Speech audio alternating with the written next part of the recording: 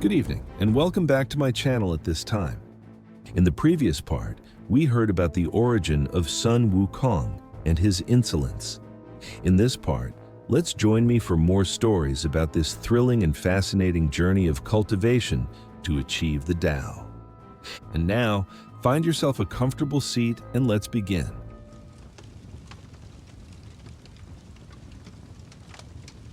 In the celestial realm, where time flows like a silent river, a position was created that belonged to no specific rank or grade. Before the gates of a newly built mansion, 5 golden words, "Mansion of the great sage equal to heaven," shone with a proud radiance. And its master, a stone monkey born from heaven and earth, was now living his most carefree days. He was Sun Wukong. Every day that passed was an endless escapade for him. Clad in golden armor, wearing cloud-walking sandals, he leisurely strolled through all the palaces, from east to west, from south to north. He did not bow to authority, nor did he adhere to etiquette. Upon meeting the 3 pure ones, the 3 supreme Taoist patriarchs, he would just wave and call out, "Old sirs."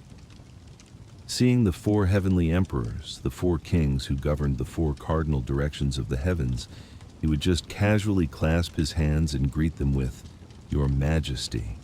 From the 9 luminaries star-lords to the 5 regional guardians, from the 4 great heavenly kings to the 28 constellations, there was not a single deity he was not familiar with, no place where he didn't call everyone brother.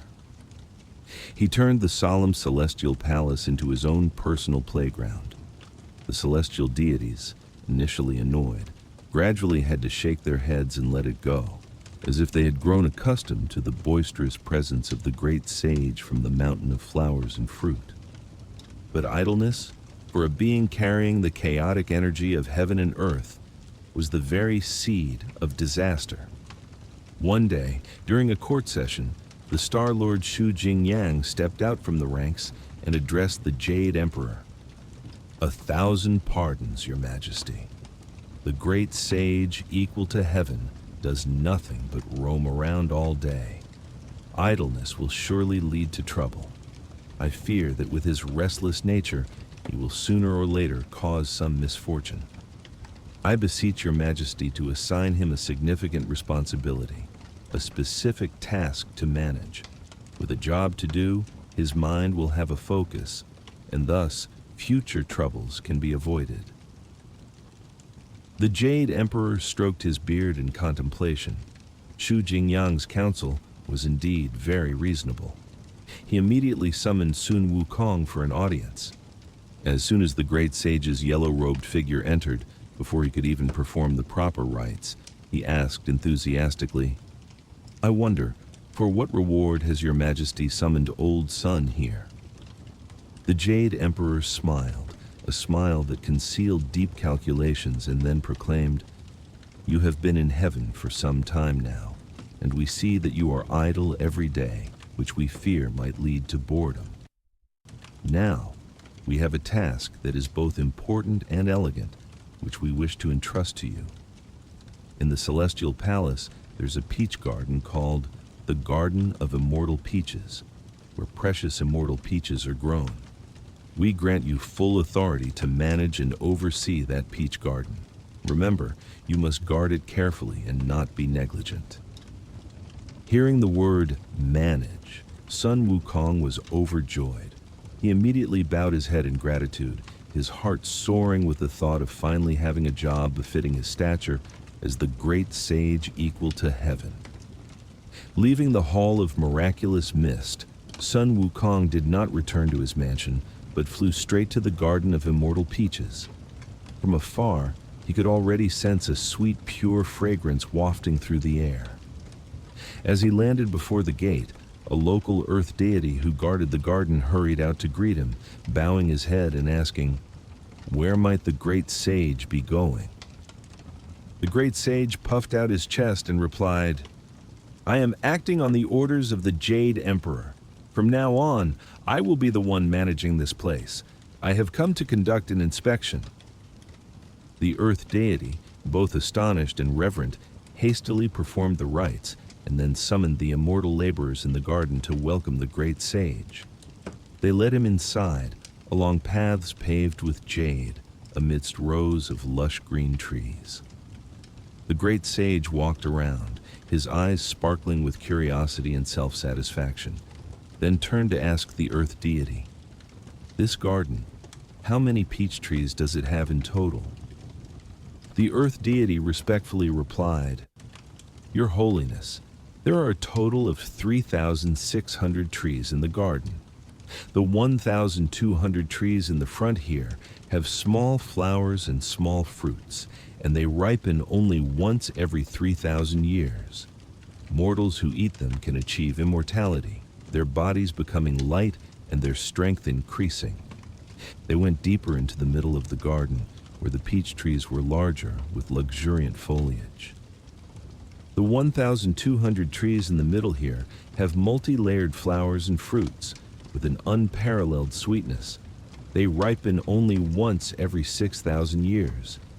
Anyone who eats one can ascend to the heavens at will and achieve eternal life.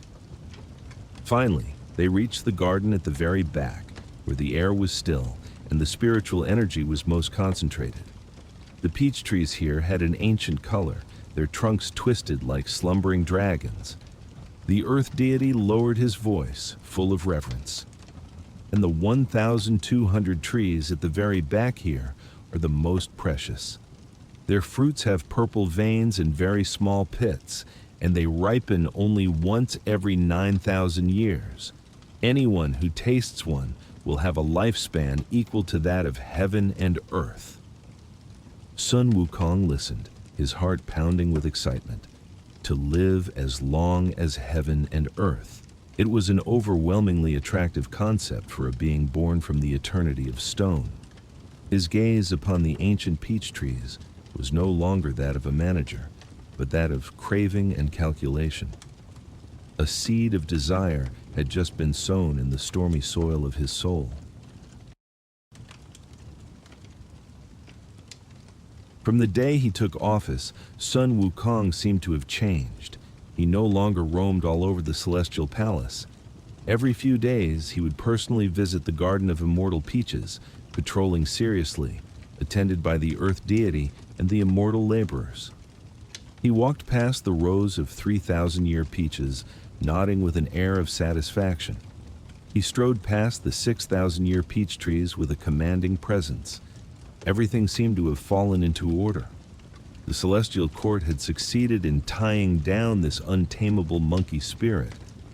But they had forgotten one thing. A true nature never changes. One day, while on patrol, a sweet, intoxicating scent suddenly wafted into his nostrils. He looked up and saw them. The 9,000-year peaches, plump and succulent, their skins shimmering with a purplish-red hue under the celestial sun. A few had fully ripened, exuding a fragrance with a deadly allure, an irresistible invitation. Within the great sage, a primal desire arose, as fierce as a tidal wave. He wanted to taste one. He had to taste one. But with his attendants constantly following him, how could he act? An idea flashed in his mind. He stopped, cleared his throat, and then declared in a superior tone, "All right, you all withdraw to the gate and stand guard carefully. I wish to rest in the pavilion for a while and do not want to be disturbed." The crowd obeyed and respectfully withdrew. As soon as they were gone, Sun Wukong slipped quickly into the pavilion, removing his cumbersome robes and cap. His body as light as a leaf, with a single leap, he was on the branch of the most ancient peach tree. He selected the ripest, largest fruit, brought it to his mouth, and took a bite. A stream of sweet and pure juice gushed out, carrying the refined immortal energy of 9,000 years of sun and moon. It melted in his mouth, seeping into every fiber of his being, every blood vessel, transforming into a massive current of energy that surged throughout his body. He ate ravenously, one fruit after another, until his belly was full. The feeling of satisfaction and surging power intoxicated him. When he was done, he jumped down, put his clothes back on, adjusted his cap, and then calmly walked out the gate to call his attendants back to his mansion as if nothing had happened. One successful attempt inevitably leads to another. Every few days, the great sage would use the same trick to be alone in the garden. And just like that, the most precious peaches, the essence of 9,000 years of heaven and earth, gradually disappeared from the branches, all ending up in the stomach of the garden's manager. Until one day, the peace in the Garden of Immortal Peaches was shattered. The Queen Mother of the West, the matriarch of West Kunlun, was preparing to host the Peach Banquet, the largest and most solemn feast in the celestial realm. She dispatched her 7 most trusted fairy maidens, dressed in rainbow-colored robes carrying blue baskets, to the garden to pick immortal peaches for the feast. When the 7 fairies arrived, they were stopped by the earth deity and the laborers. "Fairy maidens, please halt," said the earth deity. "Things are different now. The Jade Emperor has appointed the great sage equal to heaven to manage this place. You must have his permission to enter." The 7 fairy maidens asked in surprise, "Then where is the great sage equal to heaven?" "Your holiness is in the garden, perhaps resting in the pavilion." The fairies looked impatient. "We are on a strict schedule and cannot be delayed. Please lead us in to see him." The earth deity had no choice but to lead them inside. But when they reached the pavilion, they only saw the great sage's robes and cap on the table. The man himself was nowhere to be found. They searched everywhere, calling out his name throughout the garden, but there was no reply. They had no idea that the great sage, after eating his fill, had shrunk himself to the size of 2 inches, crawled into a lush green leaf on the highest peach branch, and fallen into a deep sleep. The 7 fairies grew anxious and said to the immortal attendants, "We cannot return empty-handed. We cannot disobey the Queen Mother's command." The attendants replied in confusion, "The great sage often goes for walks. Perhaps he went to visit a friend. You ladies go ahead and pick the peaches first. We will report to him when he returns." Hearing this, the 7 fairies began their task. They filled their baskets with peaches from the 3,000-year and 6,000-year sections. But when they reached the 9,000-year garden at the back, they were astonished to see only a few unripe green fruits left on the branches. The most beautiful ripe peaches had vanished. While searching, one fairy in a green dress, the green-robed fairy, noticed a rather special-looking peach on a high branch, half green and half red. She pulled the branch down, allowing the fairy in the yellow dress, the yellow-robed fairy, to pick it. As soon as it was picked, the green-robed fairy let go of the branch, and it snapped back forcefully. The sudden jolt startled the great sage from his deep sleep on the leaf, and he tumbled to the ground. He woke with a start, anger flaring up. In an instant, he returned to his original form, holding his shining iron staff, and shouted, "You bunch of demons! Where did you come from? How dare you come here to steal old Sun's peaches?" The 7 fairies were frightened out of their wits. They quickly knelt down and said in unison, "Great sage, please calm your anger. We are not demons, but the 7 fairy maidens sent by the Queen Mother to pick peaches in preparation for the peach banquet."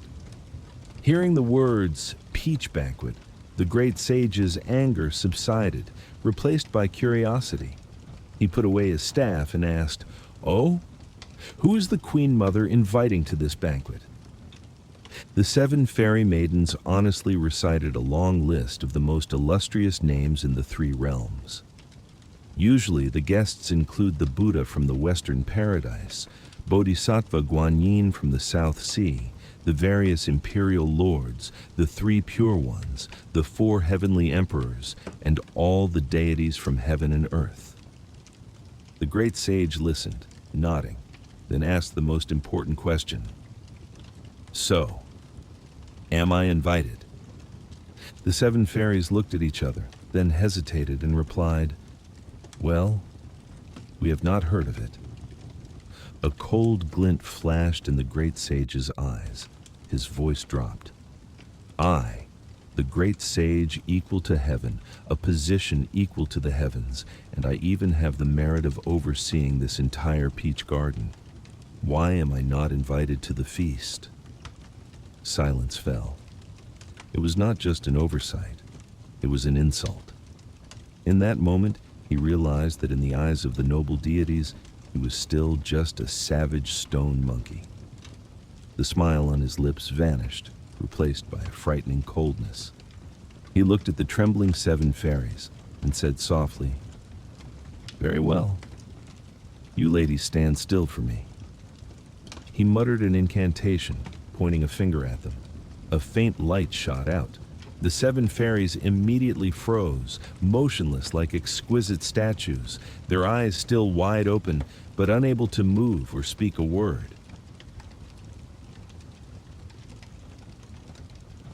Leaving the 7 beautiful fairy statues under the peach tree, Sun Wukong quickly put on his robes and cap, adjusted his attire, then leaped onto his somersault cloud, flying straight towards the west, where the peach banquet was about to take place. He had no invitation, but that couldn't stop him. If the celestial court wouldn't invite him, he would find his own way there. As he was flying, he suddenly saw from a distance a great immortal with bare feet and white hair and beard, leisurely riding a cloud towards him. It was the bare-footed great immortal, one of the honored guests of the banquet. An even more audacious plan formed in Wukong's mind.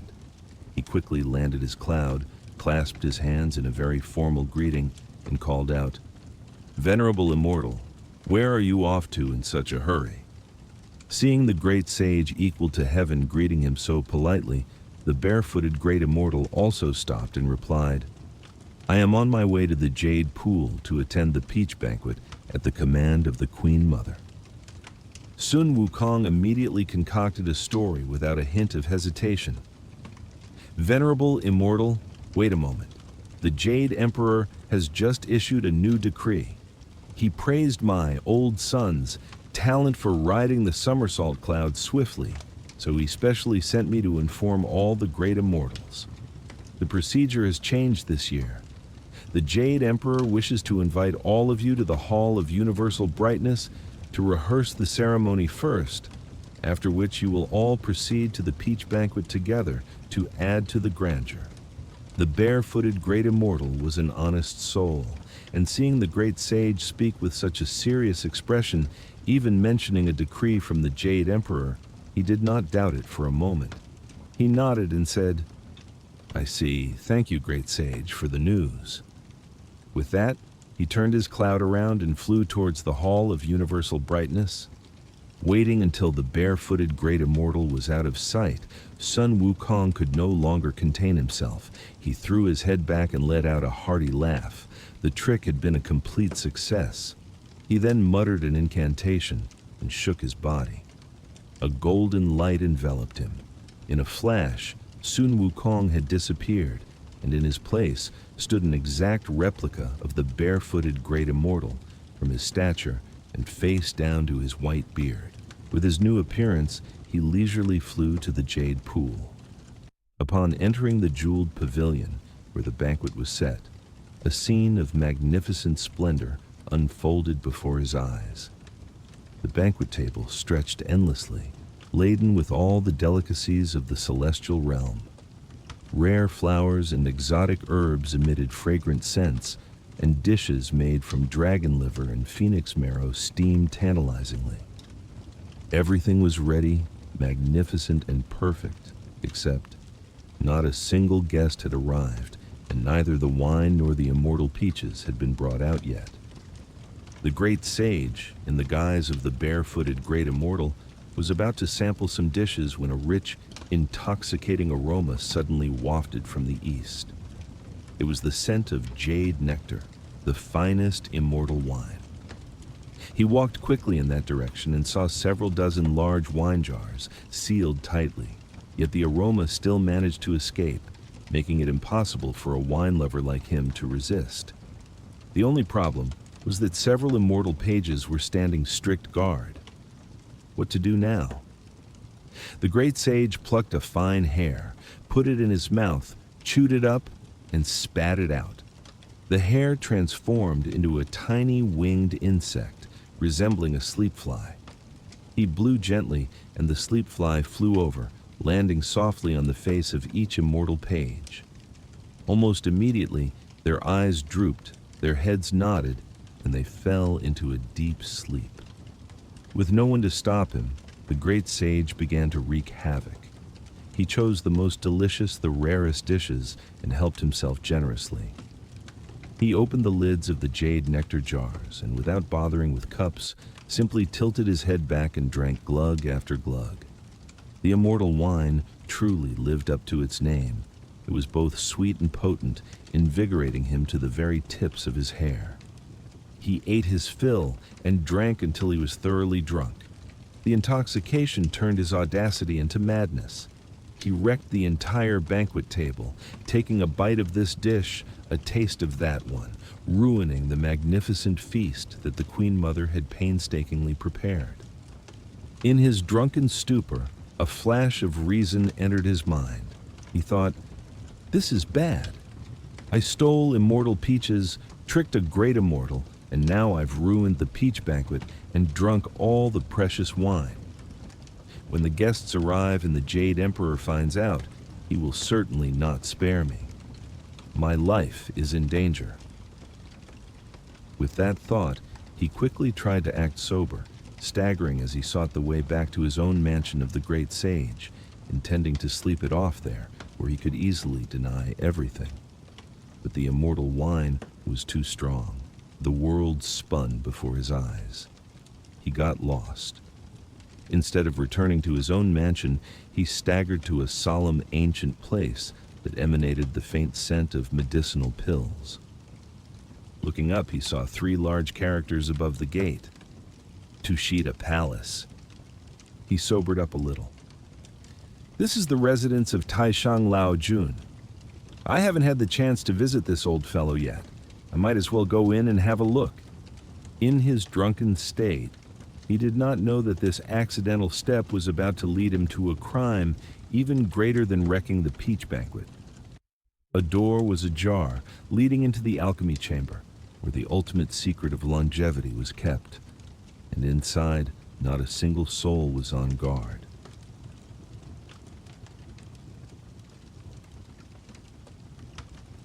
Sun Wukong staggered inside. He had no idea that at this very moment, the master of this place, Taishang Lao Jun, was with the Dipankara Buddha, discoursing on the Tao on the 3rd floor of the 3 Pure Ones Hall. All the disciples and immortal pages were there listening, so the entire Tushita Palace was deserted. It was a fateful coincidence, an opportunity that Sun Wukong would never miss. He walked straight into the alchemy chamber. His drunken eyes swept around and settled on 5 gourds of 5 different colors placed on a shelf. He approached them, and a pure fragrance, the concentrated essence of heaven and earth, emanated from the gourds. In his drunken state, he exclaimed, "Aren't these the 9-turn golden pills, this old fellow's most precious elixir? I've heard of them since becoming an immortal, but have never seen them. What a stroke of luck to find them today, and with no one around. I might as well taste a few." No sooner said than done. Without any hesitation, he picked up a gourd and poured its contents into his palm.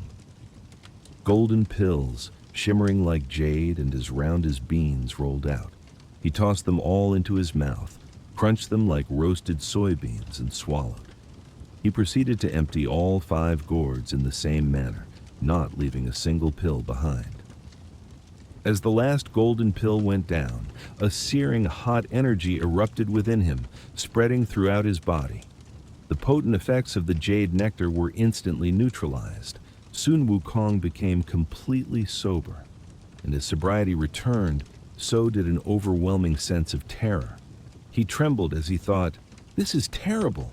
This time the disaster is real, a disaster as big as the sky.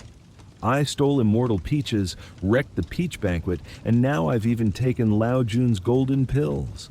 If the Jade Emperor finds out, my life is surely forfeit. I have to go. I have to escape immediately." Without a moment's delay, he rushed out of Tushita Palace, used an invisibility spell, and snuck to the western heavenly gate. He transformed into a wisp of smoke, slipped through a crack in the gate, and shot straight out. In midair, he summoned his somersault cloud, and with a single tumble, he streaked like a meteor through the layers of clouds, returning to the mortal world. Landing on the mountain of flowers and fruit, he shouted, "My children, I have returned." The host of monsters and the monkey masses were overjoyed to see their great king return. They crowded around him, kneeling and bowing. "Great king, how could you leave us for so long?" The great sage laughed heartily. "It wasn't that long. I only remember it being a few months." The four stalwart marshals stepped forward and reported, "Your Holiness, you have been in heaven for over 100 years. Only then did he realize the difference in the flow of time between the two realms. He cleared his throat and began to boast about his achievements, his glorious title of Great Sage equal to heaven, and his regal life in the celestial court. The demons and monkeys were immensely impressed and quickly offered him the finest wine of the mountain of flowers and fruit, made from coconut water. The great sage took a sip, then immediately spat it out, grimacing. "Too sour. I can't drink this. I was just at the jade pool drinking immortal jade nectar, sweet and fragrant. How can this water compare? All right, let me go back to the celestial palace for a trip and steal a few jars for you all. Drinking it will also grant you long life." Saying that, despite the monkey's attempts to stop him, the great sage once again used his invisibility spell and returned to the celestial realm. He snuck quietly into the Jade Pool Palace, where the immortal pages were still fast asleep. He quickly grabbed the 4 largest jars of immortal wine, disappeared, and brought them back to the Water Curtain Cave to hold a celebratory feast with all his subjects. While Sun Wukong was reveling in the mortal world, a storm was brewing in the celestial court. The 7 fairy maidens, after being released from the immobilization spell, tearfully reported everything to the Queen Mother. Immediately after, the official in charge of the banquet rushed in to report that the peach banquet was in ruins, and 4 jars of precious wine had vanished into thin air. That wasn't all. Taishang Lao Jun, his face pale, came to report that the 5 gourds of 9-turn golden pills he had painstakingly refined had been completely stolen. Then, the barefooted great immortal also arrived, recounting how he had been tricked by the great sage into going to the Hall of Universal Brightness. All clues, all crimes pointed to a single name, Sun Wukong. Upon hearing this, the Jade Emperor's anger flared. He slammed his hand down on the golden throne, a clap of thunder echoing throughout the Hall of Miraculous Mist. "Issue the decree." The Jade Emperor's voice was stern, filled with killing intent. "Immediately dispatch the 4 great heavenly kings, Heavenly King Li and Prince Nezha, along with the 28 constellations and the 9 luminary star-lords. Lead 100,000 celestial soldiers down to the mountain of flowers and fruit, cast the Skynet and Earth Grid, and capture that arrogant demon monkey and bring him here for punishment." The order was given. 100,000 celestial soldiers, their armor gleaming, brimming with murderous intent, set off immediately. From the 9th heaven, a giant invisible net called the Skynet was cast down. From the ground below, another net, called the Earth Grid, was raised. In an instant, the sky and earth of the mountain of flowers and fruit were enveloped in 18 layers of nets without a single gap.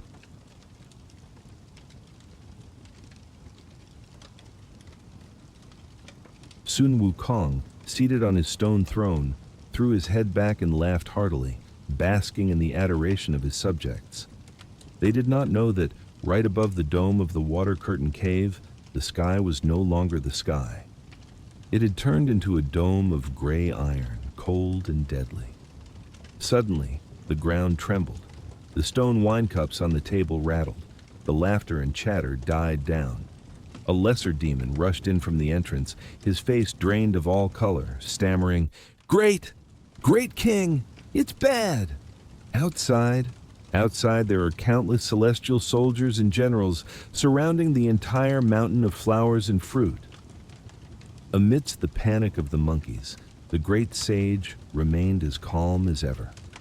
He took a sip of wine and then softly recited, "Amidst feasting and wine, I compose my verse, heedless of the slander and gossip outside." But then, a powerful voice, amplified by magic, echoed from outside, the sound like rolling thunder. "Where is that demon monkey?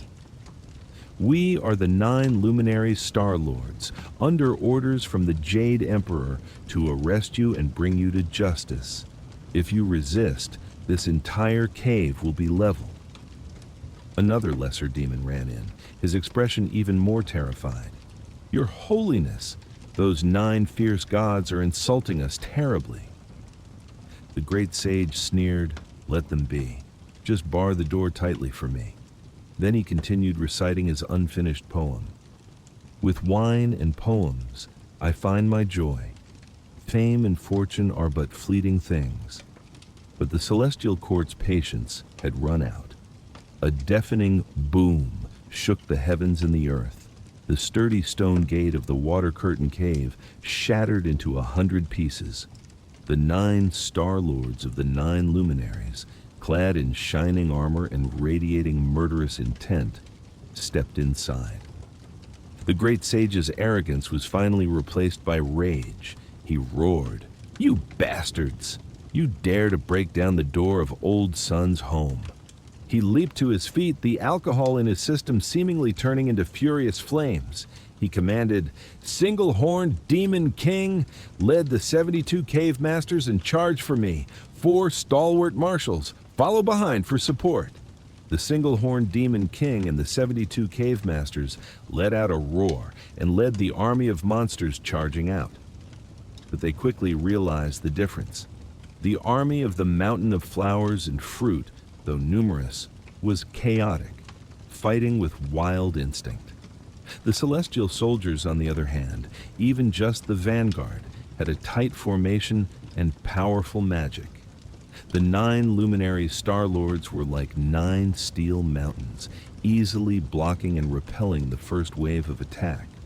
The demon army was outmatched, routed, and forced to retreat back into the cave. Seeing this, the great sage let out a roar that shook the entire mountain range. "Get out of the way!" He shouldered his iron staff, weighing 13,500 caddies, and shot out like a golden arrow. The staff in his hand became a deadly black shadow, sweeping left and right.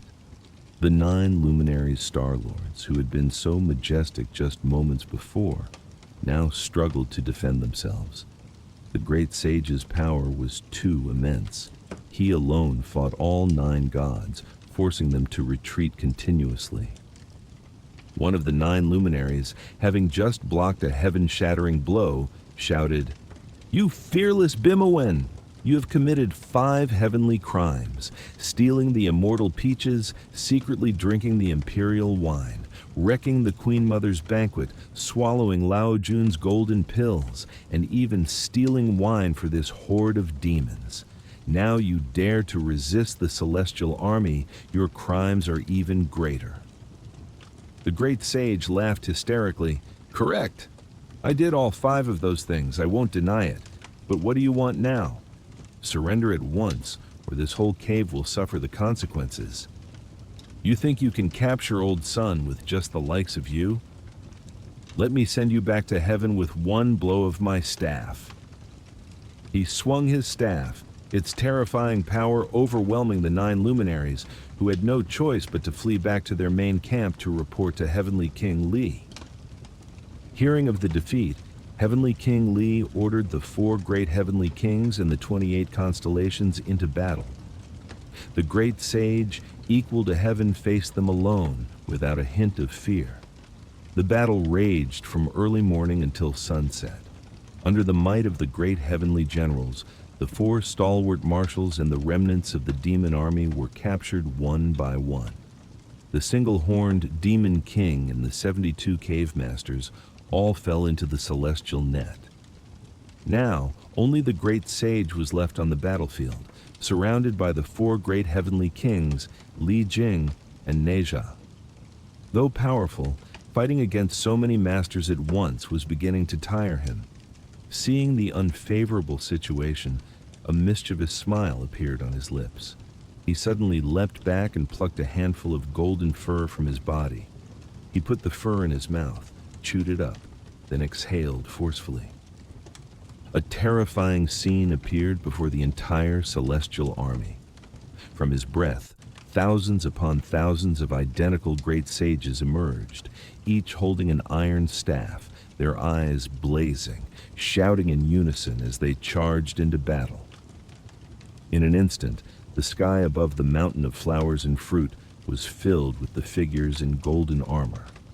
The four great heavenly kings, Li Jing, Neja, and the entire celestial army were stunned. They were no longer fighting a single enemy, but an entire army of immortal enemies. Their ranks fell into disarray and then broke. They fled back to heaven in terror. The great sage shook his body, retracting all the hairs. He was completely victorious. He returned to the cave entrance only to see the four stalwart marshals and a few old monkeys trembling as they welcomed him. The four marshals looked at him, suddenly cried 3 times, and then laughed 3 times. The great sage asked in surprise, "Why do you cry and then laugh?" The four stalwart marshals bowed and replied, "We cry for the 72 cave masters and the demon king who were captured by the celestial gods. We laugh to celebrate the great sage's victory over the 100,000 celestial soldiers and his triumphant return." It was a resounding victory, but his kingdom had paid the price. In the celestial court, terror at the power of the demon monkey had spread.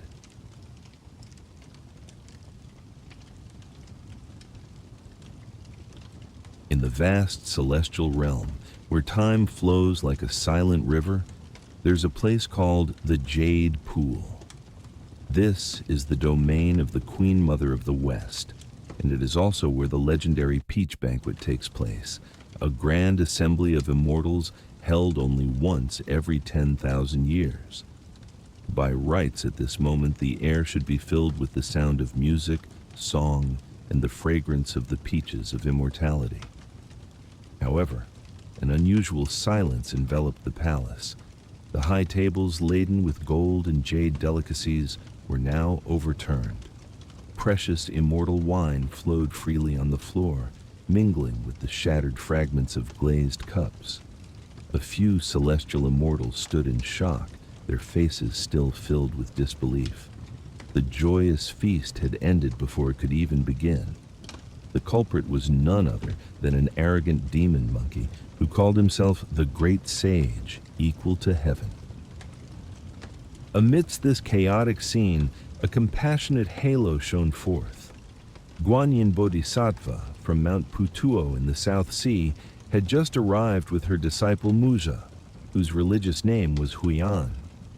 The Bodhisattva's gaze swept over the ruin without a ripple of emotion, only profound understanding and boundless compassion. The immortals hurried forward to pay their respects, and in their fragmented accounts, the entire story of the great sage's rampage was gradually revealed. The Bodhisattva spoke softly, her voice like the resonating chime of a temple bell, dispelling the panic. "If the grand assembly has come to naught, then please accompany this humble monk to the Hall of Universal Brightness to have an audience with the Jade Emperor, to see how he will decide this matter." Her words carried a weight that compelled all to obey. The entire procession of immortals escorted Guanyin to the front of the Hall of Universal Brightness, where the heavenly masters and the barefooted great immortal were already waiting, their faces grave. Inside, the Jade Emperor sat on his jeweled throne, flanked by the Queen Mother and Taishang Laojun. The tension was so thick it was palpable. After paying homage, Guanyin knelt and reported, her voice calm yet full of authority. Your Majesty, the peach banquet has been ruined. May I ask your Majesty, how will this assembly be settled? The Jade Emperor sighed, his dragon robe trembling slightly with suppressed rage. He proclaimed, every past festival has been joyous, only this time has it been disrupted by a demon monkey. In my anger, I have already dispatched 100,000 celestial soldiers and generals to the mortal world to capture him, but as of yet, no news of victory has returned. It is unclear how the situation fares. Silence enveloped the celestial hall. 100,000 celestial soldiers, such a formidable force, and still they could not subdue one demon monkey. The power of the great sage equal to heaven was truly unimaginable. Just then, Guanyin Bodhisattva turned to her disciple Hui'an beside her.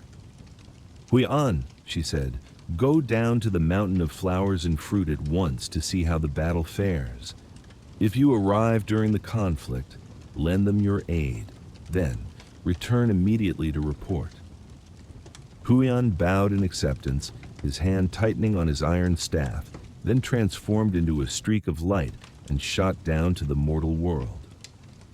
Soon, the majestic mountain of flowers and fruit appeared before him, but surrounding it was a breathtaking sight. A gigantic net stretched across heaven and earth, shimmering with golden light.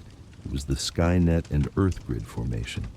Hui'an raised his voice, the sound booming like thunder. I am the second Prince Muja, here on the Bodhisattva's command to scout the military situation. The gate of the celestial camp opened. Heavenly King Li Jing, Muza's father, appeared with a worried expression. Muza hurried in to pay his respects to his father and the other 4 heavenly kings, then relayed the Bodhisattva's orders. But before he could finish his story, a celestial general rushed in, reporting breathlessly, Reporting! The great sage, equal to heaven, is leading his horde of demons to challenge us again. A glint appeared in Hui'an's eyes. Father, the Bodhisattva instructed me to lend my aid. I asked to go into battle to see just how powerful this demon is. With that, he brandished his iron staff and rushed out of the camp. The great sage, equal to heaven, clad in golden armor, wearing his golden circlet, stood there with an arrogant look on his face. A world-shaking battle erupted. Hui'an's iron staff danced in steel circles, carrying the might of a celestial god. But the great sage's iron staff was faster, stronger, and unpredictably versatile. After nearly 60 rounds of combat, Hui'an was gradually exhausted and had to turn and flee back to the camp, panting heavily, his heart filled with terror. The news of another defeat dealt a heavy blow to the morale of the celestial soldiers. Heavenly King Li, terrified, hastily wrote a plea for help and dispatched the great strength Ghost King and Hui'an back to the celestial court. When Hui'an recounted his defeat to Guanyin, even the Bodhisattva fell into deep thought. The power of this demon monkey had truly surpassed everyone's expectations. While the Jade Emperor was furious that 100,000 celestial soldiers had accomplished nothing, Guanyin Bodhisattva clasped her hands and reported, Your Majesty, please do not worry. This humble monk would like to recommend a deity. This person has more than enough talent to capture that demon monkey in the blink of an eye. The entire celestial court held its breath. In this most desperate moment, there was a glimmer of hope. A deity who could easily succeed where an army of 100,000 had failed?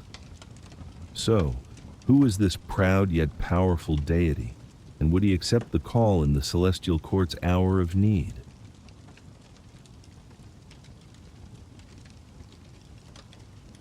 To the astonishment of the court officials, Guanyin Bodhisattva spoke, her voice clear and dignified. The person this humble monk wishes to recommend is none other than your Majesty's own nephew, the true Lord and illustrious sage Erlang, Jian. The true lord currently resides at the Guanzhou estuary and does not heed ordinary summons. He possesses unparalleled strength, having once single-handedly exterminated 6 types of monsters. Under his command are his 6 sworn brothers from Mount Mei and 1,200 elite plant-headed deities. However, his temperament is somewhat proud. He obeys only mobilization decrees, not summons to court. I beseech your majesty to issue a sacred decree, and the true lord will surely obey the command. The suggestion was like a breath of fresh air in the gloomy celestial hall. The Jade Emperor immediately approved, personally wrote the decree, affixed his jade seal, and gave it to the great strength Ghost King to deliver to the mortal world with utmost speed. The Ghost King rode the clouds and winds, and in no time arrived at the Guanzhou estuary. A towering temple appeared, majestic and secluded. This was the residence of Erlang Shen. Upon seeing the celestial messenger, Erlang stepped out to greet him.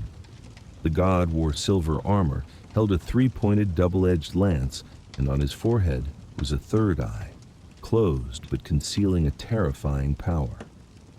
After setting up an incense table, Erlang knelt to receive the decree.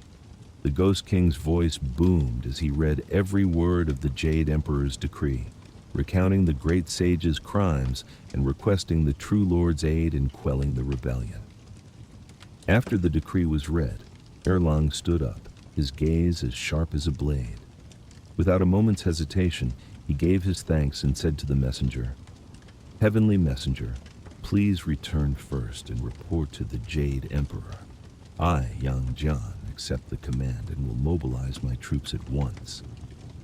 With that, Erlang turned back inside and summoned his 6 sworn generals, the Grand Marshals surnamed Kang, Zhang, Yao, and Li, along with Guo Shen and Ji Jian. The orders were given swiftly and decisively. 1,200 plant-headed deities immediately assembled, brimming with killing intent, their bows, arrows, spears, and lances ready. A divine whirlwind arose, and the entire mighty army rode the wind straight to the mountain of flowers and fruit. When they arrived, the Skynet and Earth Grid was still covering the mountain. Erlang called out, his voice piercing through the formation, "I am the illustrious sage and true Lord Erlang, here by decree to assist in the battle."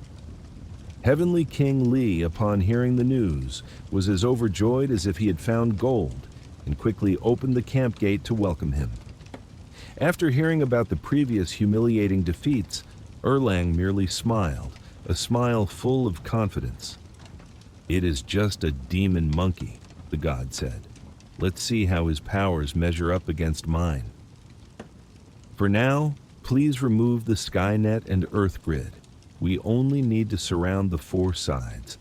I ask the pagoda-bearing Heavenly King and the Third Prince to hold the demon-revealing mirror and observe from the clouds. No matter what he transforms into, the mirror will reveal it, ensuring he cannot escape." The plan was laid out perfectly. Erlang instructed his plant-headed deities to hold their eagles and hunting dogs in check, waiting for the right moment to release them. Then, the god, along with his 6 sworn brothers, holding their weapons, marched straight to the water curtain cave. Before the cave entrance, flags and banners filled the sky. On the largest banner were embroidered 4 dazzling golden words, "Great Sage equal to heaven." Erlang frowned. What an insolent demon monkey, daring to use a title equal to heaven. A lesser demon reported inside, and Sun Wukong immediately donned his armor, grabbed his as-you-will golden-hooped staff, and charged out. The moment he saw Erlang, he called out, "What junior general are you, daring to come to my door and challenge me?" Erlang roared, his divine might overwhelming, "You blind demon monkey! I am the nephew of the Jade Emperor, the true lord and illustrious sage Erlang. I am here by sacred decree to capture a wretch like you." The great sage sneered, fearless. "Oh, so it's you." I've heard the story of the Jade Emperor's younger sister who descended to the mortal world to marry a man named Yang and gave birth to a son named Yang Jian. They say you once shouldered a mountain to save your mother. Is that you? Well, you're still a snot-nosed kid. I can't bring myself to strike you. Hurry back and tell Heavenly King Li to come out and face his death. The taunt was like pouring oil on a fire. Erlang flew into a rage, and the third eye on his forehead slowly opened, shooting out a beam of divine light.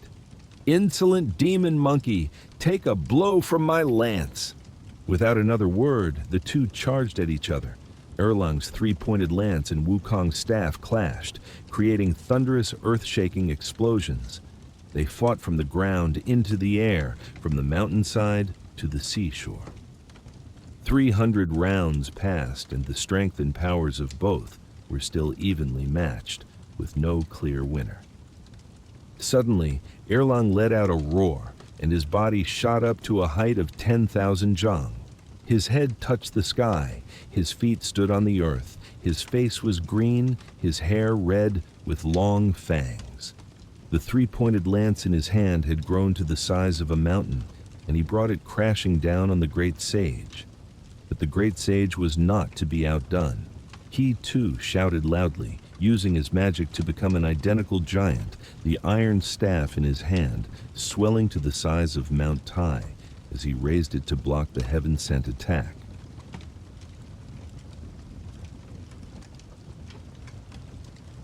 The battle of the two giants shook the mountains, but Sun Wukong, with his sharp eyes, realized a bitter truth. While he was holding Erlang at bay, his monkey army was being slaughtered by the plant-headed deities. Loyalty to his troops surged, overpowering his arrogance. He could not win a total war. He had to retreat. In an instant, the great sage's 10,000 zhang body shrank back to its original form. As he tensed, his as-you-will staff also shrank into a tiny needle that he tucked behind his ear. Just as Erlang was about to swing his lance, the great sage suddenly vanished, and in his place was a tiny sparrow, which darted up and hid among the dense leaves of the tallest treetop. The greatest chase in the history of the three realms had begun. True Lord Erlang chased to the spot, but saw no sign of the demon monkey. His 6 sworn brothers had also just surrounded the area, looking around in confusion. But Erlang's third eye suddenly flashed with a divine light. The god stared intently at the treetop, where a sparrow was perched, trembling. Though it tried to hide, it could not conceal its distinctive demonic aura. Erlang gave a cold smile, shook his body, and instantly transformed into a ferocious goshawk. Its wings spread wide as it shot up into the air, heading straight for the sparrow. The sparrow Sun Wukong was startled and terrified, hastily flapping its wings to fly high into the sky. But the goshawk was the king of aerial hunters, and it pursued relentlessly. Cornered, the great sage transformed again, becoming a pure white crane, soaring straight into the clouds. Erlang was unfazed. The goshawk immediately transformed as well, becoming an even larger, faster seahawk, continuing the chase amidst the white clouds. Driven to a dead end in the air, the terrified white crane dove down into a clear stream below, and the moment it touched the water, it had transformed into a nimble fish, diving deep to the bottom and hiding among the pebbles. The seahawk Erlang circled in the air, and seeing the crane had vanished, knew at once the demon monkey had changed form again. The god then descended, transformed into a cormorant, a bird that specializes in catching fish, and waded into the stream, its long beak constantly probing. The fish Sun Wukong saw the cormorant and was suspicious. He swam around to observe, thinking to himself, "A cormorant's feet should be red. Why are this one's feet white?" At the same time, the cormorant Erlang had also spotted the fish. "A dace's tail should be red. Why is this one's tail yellow?" Knowing they had recognized each other, Erlang lunged forward to peck. Sun Wukong quickly flicked his body, leaped out of the water onto the bank, and transformed into a water snake, slithering into a thick bush as fast as lightning. The cormorant missed its peck, and seeing the water snake, understood. The god shook his body again, transforming into a long-necked gray heron, a snake-eater, and took arrogant strides into the bush in pursuit. The snake slithered and weaved, crawling up a mountainside, then suddenly turned into a common bustard, an utterly ordinary bird, and perched silently by a rock crevice, trying to blend into the scenery. True Lord Erlang, seeing the great sage continuously transform into small, lowly creatures, felt that this back-and-forth transformation was beneath his dignity. The god returned to his original form, drew his divine bow, and took aim at the bustard. The great sage had sharp eyes, and seeing the arrow flying towards him, he rolled down the foot of the mountain. While falling, he came up with an incredibly audacious plan to transform into a local earth god temple. His mouth became the temple gate, his 2 rows of teeth the 2 door leaves, his tongue the statue of the earth god inside, and his 2 eyes the 2 windows. Everything was perfect, except for one thing: his tail. Not knowing where to hide it, he had no choice but to turn it into a flagpole and erect it behind the temple. Erlang chased to the spot, only to see a small, newly erected temple. It looked ancient, but behind it was a very strange-looking flagpole. The god stopped, observed, and then burst out laughing. "This demon monkey is so cunning, trying to trick me. Since when has an earth god temple ever had a flagpole erected at its back? He surely intends to lure me into the entrance to bite me. I will not enter. I will smash the windows first, then kick down the main door." Inside, Sun Wukong heard every word clearly. He thought in panic, "It's over. If he smashes the windows, I'll be blind. If he kicks down the door, my teeth will be broken. What will be left of my human form?" His most elaborate plan exposed, Sun Wukong vanished without a trace, leaving True Lord Erlang in midair. But from high above, another pair of divine eyes was watching. The demon-revealing mirror had found the Monkey King's whereabouts.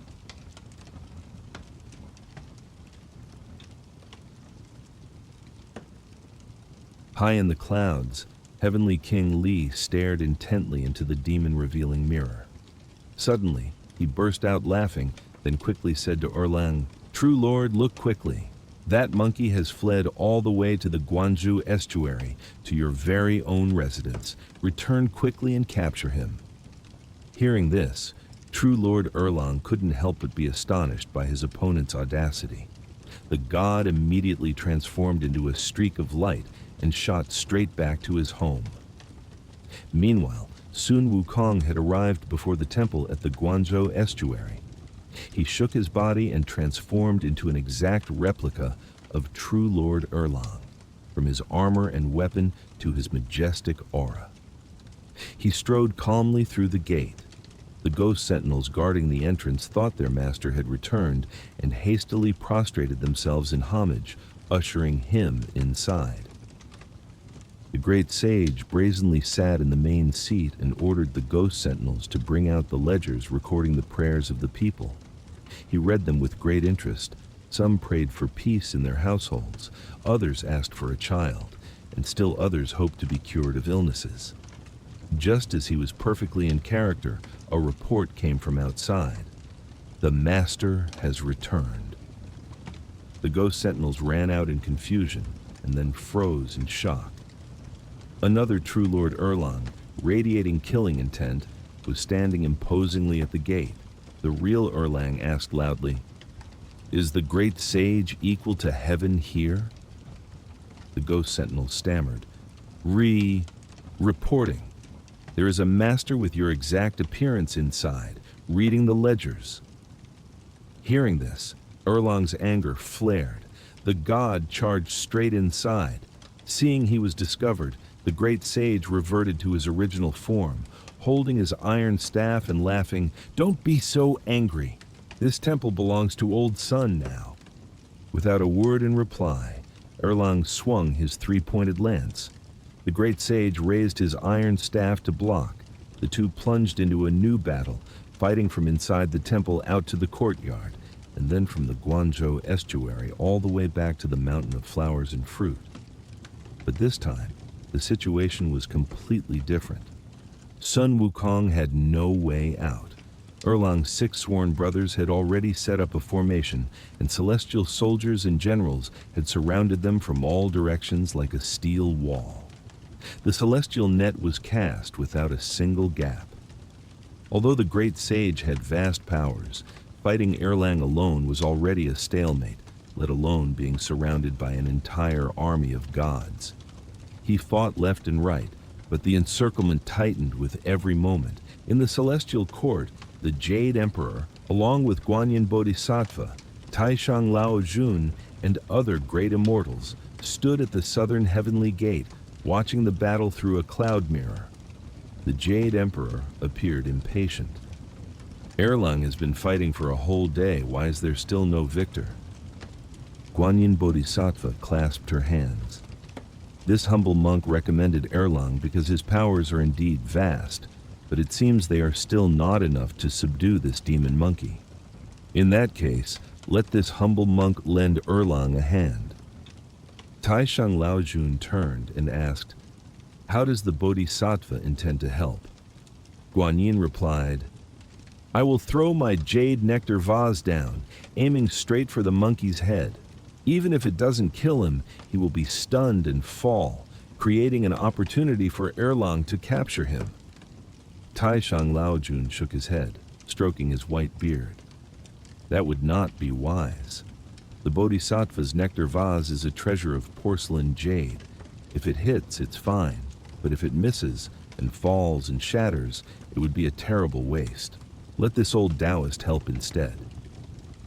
Saying this, Lao Jun slowly removed the bracelet from his left wrist. It was a simple-looking steel ring, but it radiated an ancient and powerful spiritual energy. Lao Jun explained, "This item is called the diamond snare, forged by my own hand. It cannot be soaked by water or softened by fire, and whatever it hits is immediately bound. Allow me to show you."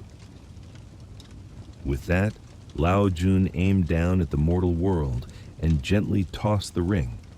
The diamond snare left his hand, transformed into a dazzling streak of light, tore through the air, and flew straight down to the battlefield on the mountain of flowers and fruit. At that moment, Sun Wukong was engrossed in battle, completely unaware of the disaster about to fall from the sky. The diamond snare fell and struck him right on the crown of his head. The great sage only felt the world spin. His vision went black, and he tumbled to the ground. Before he could even scramble to his feet, Erlang's pack of hunting dogs immediately rushed in, biting and tearing, pinning him firmly down. Seizing the golden opportunity, Erlang and his 6 brothers swarmed him, tied him up with immortal ropes, and drove an iron hook through his collarbone, making it impossible for him to use his magic. The great sage, equal to heaven, the one who had wreaked havoc in the celestial palace and turned heaven and earth upside down, was finally captured. In the heavens, Taishang Laojun retrieved his diamond snare. In the mortal world, the heavenly kings praised Erlang's merit in unison. The god humbly replied, "This is thanks to the great fortune of His Majesty and the power of all of you. I alone have no such ability." Erlang ordered the 6 Ding and 6 Jia deities to escort Sun Wukong to the celestial court, while he and the other heavenly generals followed behind to receive their rewards. When the news of victory was reported, the Jade Emperor immediately issued an order. "Take the demon monkey to the demon executing platform. Sentence him to death by 1,000 cuts. Chop him into 10,000 pieces." The fate of the great sage, equal to heaven, seemed to have been sealed. But could the blades of the celestial court truly end a body that had been forged in the fires of the 8 trigrams brazier, a life destined to shake all 3 realms?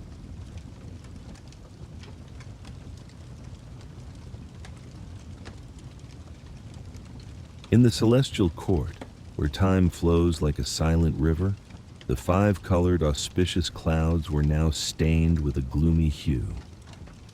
In that sacred space, at the majestic demon-executing platform, a proud figure was bound tightly to the demon-subduing pillar.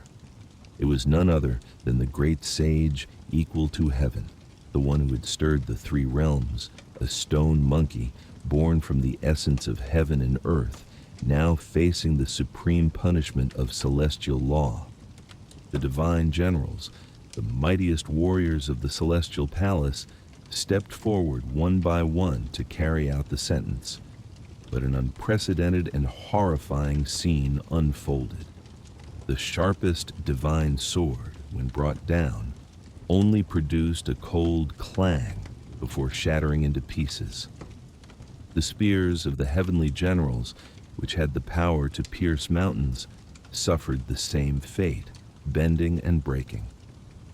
The fire of the fire star Lord, a flame that could incinerate all things, engulfed the figure but could not singe a single hair. Even the thunder god, with his devastating lightning strikes, was merely scratching an itch for the challenger. The body of the great sage, after having swallowed the peaches of longevity, drunk the Jade Emperor's imperial wine, and digested the 5 gourds of golden pills from Taishang Lao Jun, had become an indestructible diamond body. All punishments, all weapons of the celestial court were rendered useless against a creature that had transcended the ordinary bounds of life and death. The news was urgently reported to the Hall of Miraculous Mist. The Jade Emperor, Lord of the Three Realms, for the first time had to frown at a dilemma. He raised his voice, the sound echoing throughout the great hall, but unable to hide his bewilderment. From where did this demon monkey learn such a protective spell to become so powerful? Now, what are we to do? Silence enveloped the magnificent space. The gods, who were accustomed to arranging the fates of all beings, were now at a loss before the fate of a stone monkey. At that moment, from the ranks of the immortals, an old Taoist with silver hair and a calm, composed demeanor stepped forward. It was Taishang Lao Jun, the head of Taoism, the master of alchemy. He slowly bowed and reported, "Your Majesty, that monkey has eaten the immortal peaches, drunk the imperial wine, and also swallowed all 5 gourds of my golden pills. The essence of those treasures has merged, forging an indestructible diamond body. It is impossible to kill him by ordinary means. Therefore, I beseech your Majesty to hand him over to me. I will place him in the 8 trigrams brazier and refine him with the true samadhi fire. Under that heaven-shaking heat, the golden pills will gradually melt, and his body will naturally turn to ash." A glimmer of hope flashed in the Jade Emperor's eyes. He nodded majestically, the final verdict delivered. "Excellent. Then, the great sage shall be handed over to Lao Jun for him to decide." Taishang Lao Jun accepted the decree. Meanwhile, in another corner of the celestial court, the Jade Emperor lavishly rewarded Erlang Shen, who had captured the great sage alive, with gold, silver, brocades, and precious spiritual pills. Erlang Shen expressed his gratitude and returned to his own temple, his role in this sentence concluded. At Tushita Palace, the door of destiny once again opened for the great sage. The 8 trigrams brazier, a supreme magical treasure capable of refining heaven and earth itself, was activated. For 49 days and nights, the divine fire would burn without ceasing. The great sage equal to heaven, the inviolable one, was now imprisoned in a fiery jail, the harshest trial he had ever faced.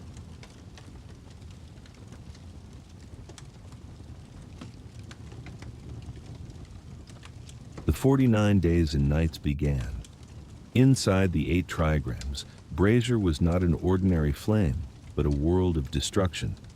8 chambers, corresponding to the 8 trigrams of the universe, Qian, Kan, Zhen, Zhen, Xun, Li, Kun, Dui. Each contained a different kind of hellfire, incinerating and refining all things. Any living being who entered would have their soul scattered and their body reduced to ashes. But the great sage, equal to heaven, with his extraordinary survival instincts, quickly identified a weak point in the fire formation. He found his way to the chamber of Shun, which corresponded to the trigram for wind. According to the law of the 5 elements, wind could fan a fire, but it was not fire itself. Hiding in that blind spot, the great sage avoided the destructive power of the true samadhi fire. However, though he escaped the flames, he could not escape the smoke. The smoke, generated from the refining of celestial essences, was acrid and poisonous. It continuously seeped in, tempering the great sage's eyes. Day after day, his eyes turned from brown to a fiery red, and finally, a dazzling golden light flashed from deep within his pupils. The extreme agony had forged a pair of divine eyes, the fiery eyes of golden gaze, which could see through the true nature of all things, distinguish between demons and ghosts, and clearly perceive good and evil, right and wrong. A new power was born from the very place that was meant to be his tomb. Finally, the time was up. The Taoist priest tending the brazier, certain that even the most stubborn demon monkey must have melted into a block of golden elixir, calmly approached to open the lid. He imagined a block of shimmering gold, the result of the great refinement. The heavy lid was pulled open with a loud clang, but instead of a silent block of golden elixir, what greeted him was a pair of blazing eyes and a heaven-shaking roar. Boom! A black shadow leaped out of the brazier's mouth as fast as a lightning bolt. Not only was the great sage equal to heaven not dead, he had become even stronger. His eyes were now 2 blazing suns. The fury that had been suppressed for 49 days and nights now erupted like a volcano. With a devastating kick, he sent the entire massive 8 trigrams brazier flying. The brazier fell from the celestial court, plummeting straight to the mortal world, and would later become the fiery mountains, a range of volcanoes that burned eternally without end. The 6 Ding and 6 Jia deities and the Taoist priests charged in horror, but it was like a praying mantis trying to stop a chariot. The great sage was now like a ferocious tiger that had just escaped its iron cage. He knocked over the panicked Taishang Laojun, who was rushing towards him, then pulled out his as-you-will golden-hooped staff. The staff grew, stirring up the entire sky. The rampage began. The 9 luminaries hastily shut the gates of their palaces. The 4 mighty heavenly kings also had to flee in disarray. Wherever the great sage's iron staff swung, palaces crumbled and celestial officials were scattered. No one, no force in the celestial palace dared to stand in his way. His goal was singular: the Hall of Miraculous Mist, the golden throne of the Jade Emperor. Just as the great sage was about to charge into the most sacred place in the celestial court, a divine general with a golden whip in his hand stood blocking his path. It was Wang Lingguan, a subordinate of the true Lord Yusheng, tasked with guarding the Hall of Miraculous Mist. He shouted loudly, "Insolent demon monkey, where do you think you're going? As long as I am here, you will not act so presumptuously." The great sage offered no reply. All words were now superfluous. The iron staff in his hand swung up, carrying the force of a tempest, and came crashing down on Wang Lingguan. A world-shaking battle erupted right on the threshold of the Jade Throne. The two were evenly matched. Seeing the critical situation, the true Lord Yusheng immediately dispatched 36 thunder deities to assist. The 36 gods of thunder, with hammers and chisels in hand, surrounded the great sage in unison. But facing the dense encirclement, the great sage only laughed arrogantly. He shook his body, transforming into a being with 3 heads and 6 arms. His 6 arms held 6 giant iron staves, which he wielded like a destructive cyclone. Wang Lingguan and the 36 thunder deities were beaten back, unable to get close. The Jade Emperor on his high throne witnessed the terrifying scene, and for the first time in his countless eons of cultivation, felt fear. The most elite forces of the celestial court were powerless. In his desperation, he had only one option left. The Jade Emperor immediately issued a decree, his voice no longer as majestic as before. Quickly send the Yuyi spirit official and the Yuxing true lord. Make haste to the western paradise, to the sacred realm of Spirit Mountain, and beseech the Buddha Tathagata to come and save us.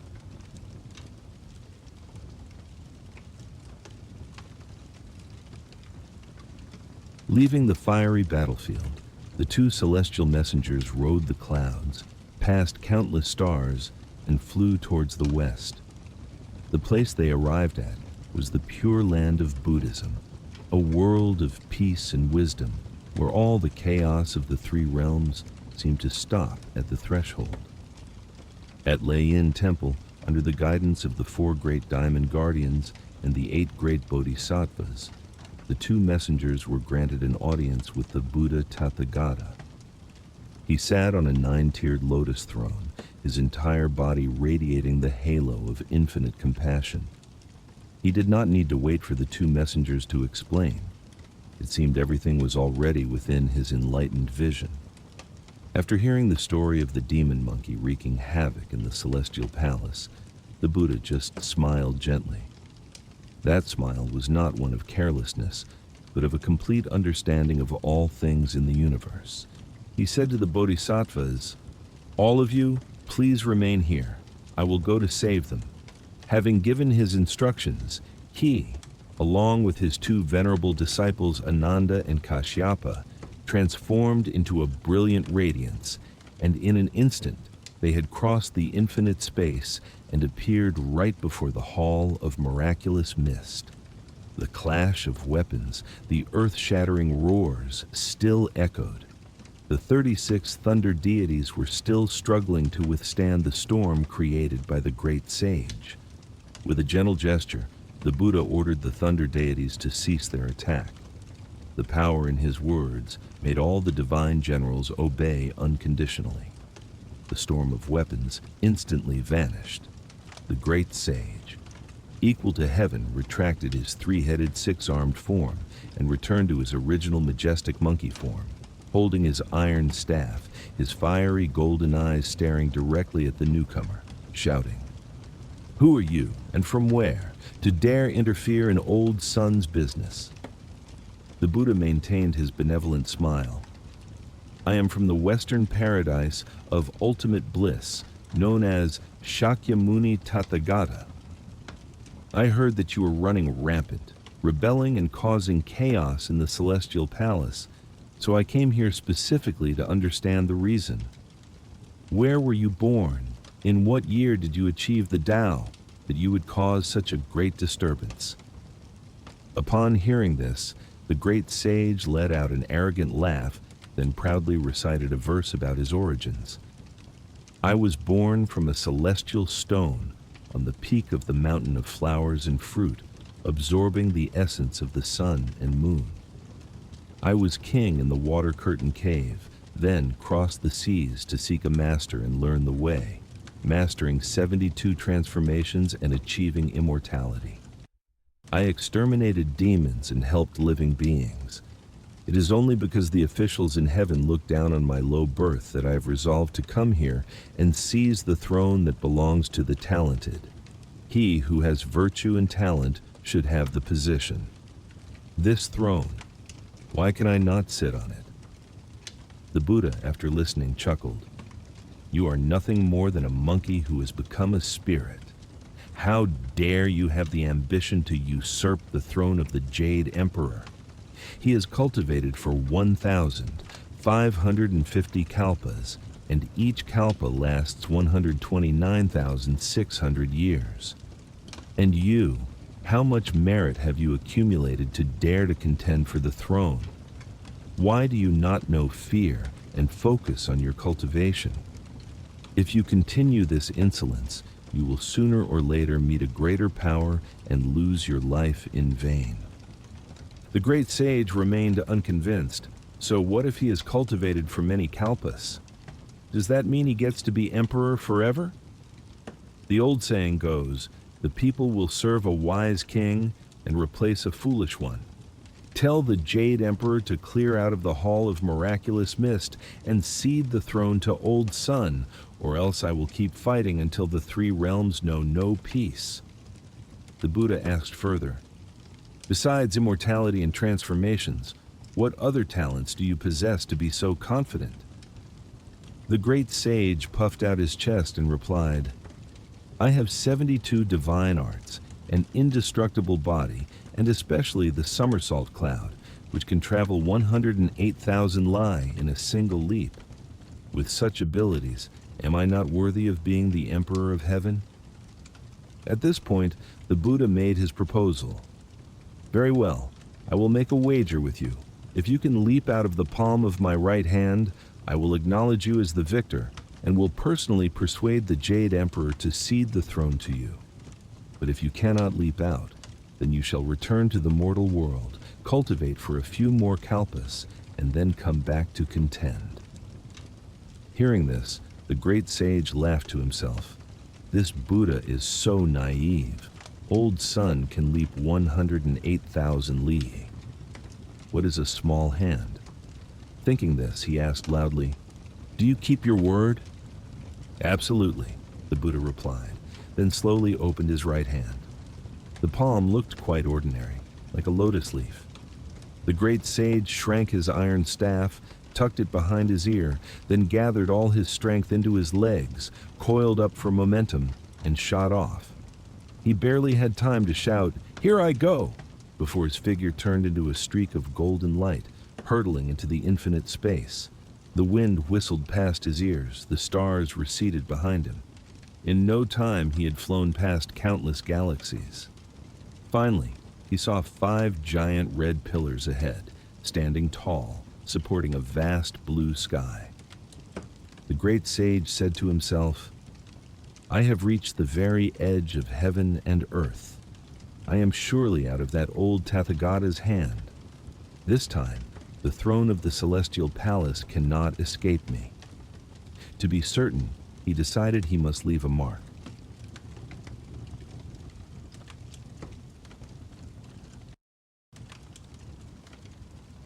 To prove his undeniable victory, the great sage equal to heaven decided he must leave a mark that the Buddha could not deny. He smiled, plucked a hair from his body, and with a breath of immortal energy, turned it into a writing brush soaked in ink. He then approached the middle pillar, and with all his skill, wrote 8 proud Chinese characters upon it, Te Tien Jai Tan Jiao Thun Ha Du, which means, "The great sage equal to heaven was here for a visit." After writing, he still felt it wasn't enough. With his inherent arrogance, he went to the base of the first pillar and did something disrespectful. He urinated a puddle there, like an animal marking its territory. When he was done, he turned around satisfied, performed the somersault cloud, and once again became a streak of golden light, heading back.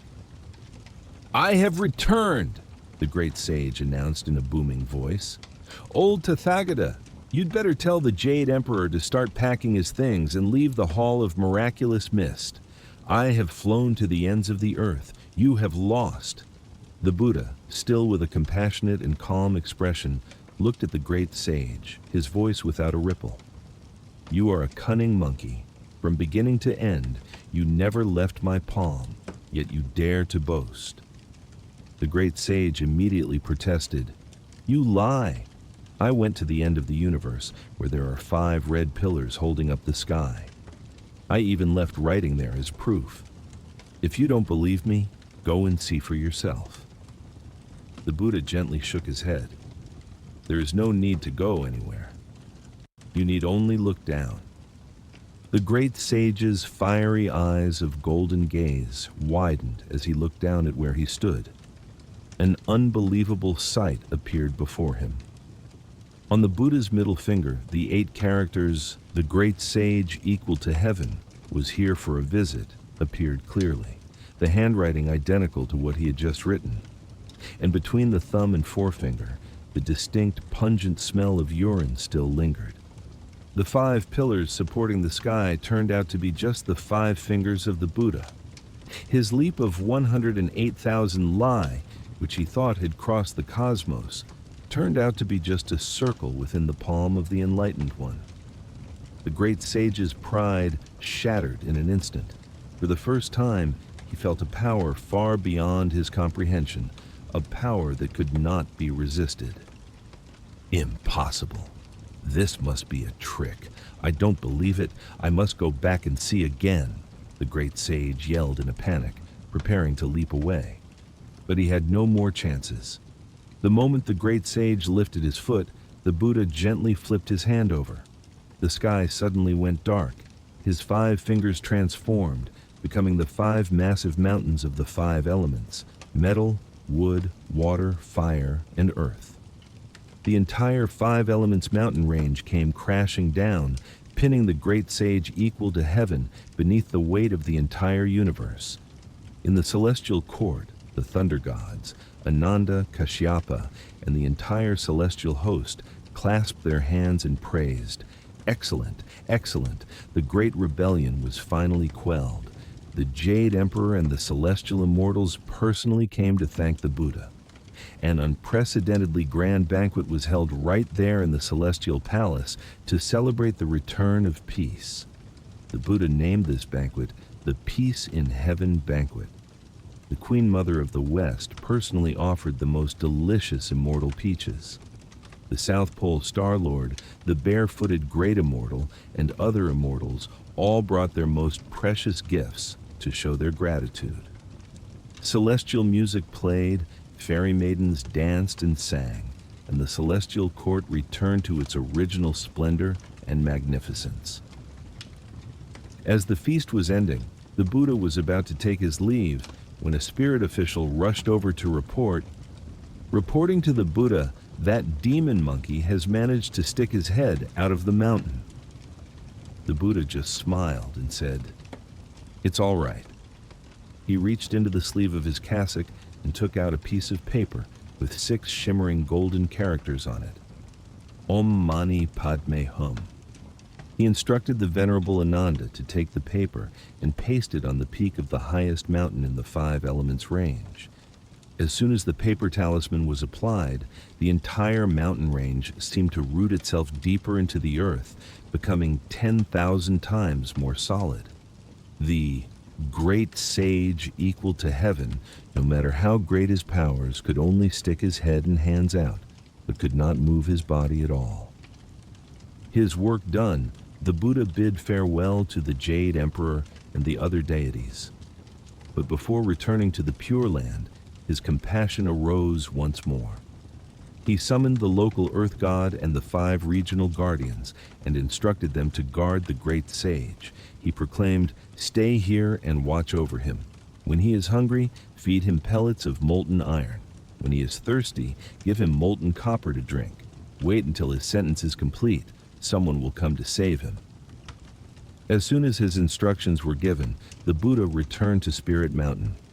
At the foot of the 5 Elements Mountain, the great sage equal to heaven began his 500-year-long exile, alone against the wind and rain, facing loneliness and punishment, waiting for a fateful day when a traveler from afar would arrive and give him a completely new beginning.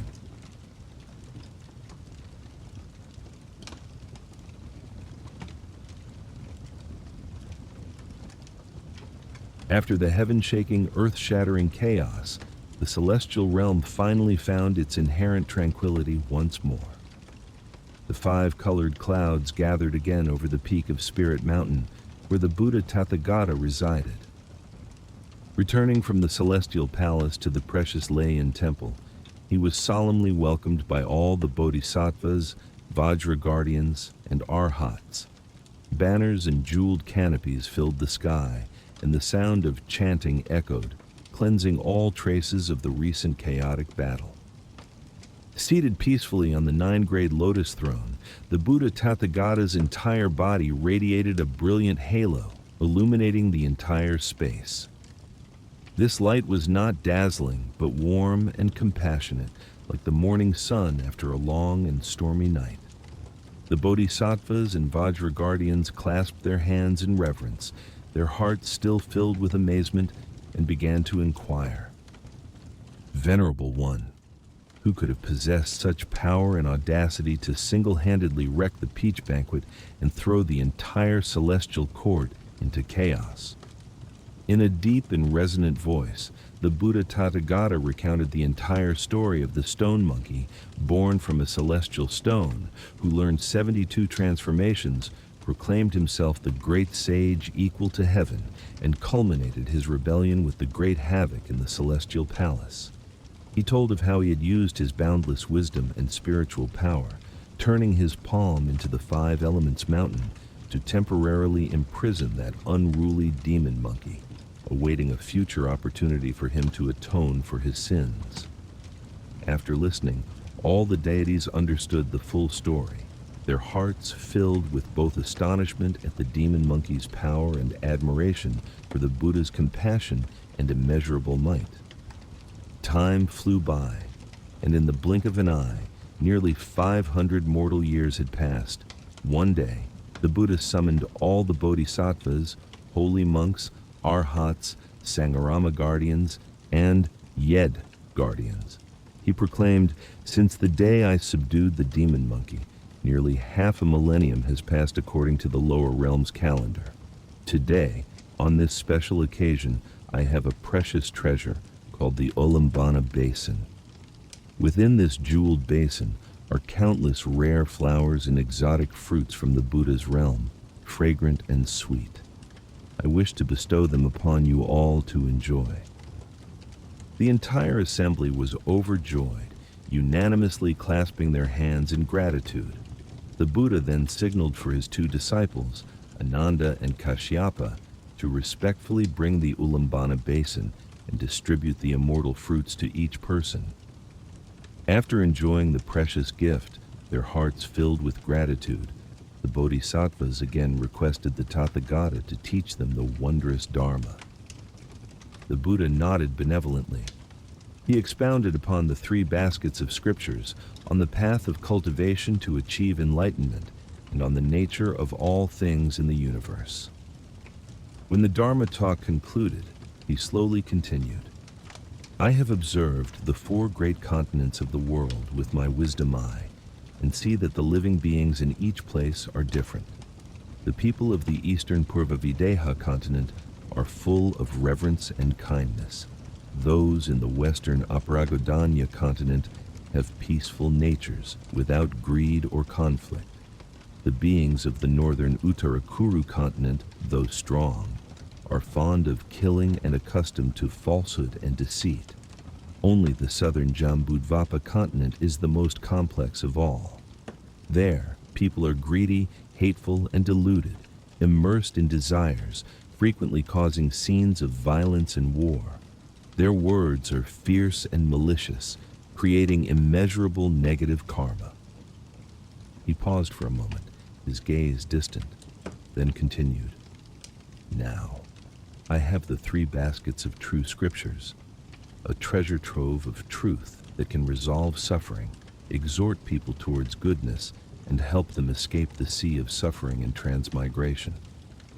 I wish to bring these scriptures to the East to enlighten all living beings." Hearing this, the bodhisattvas asked, "Venerable One, how wondrous are the 3 baskets of true scriptures?"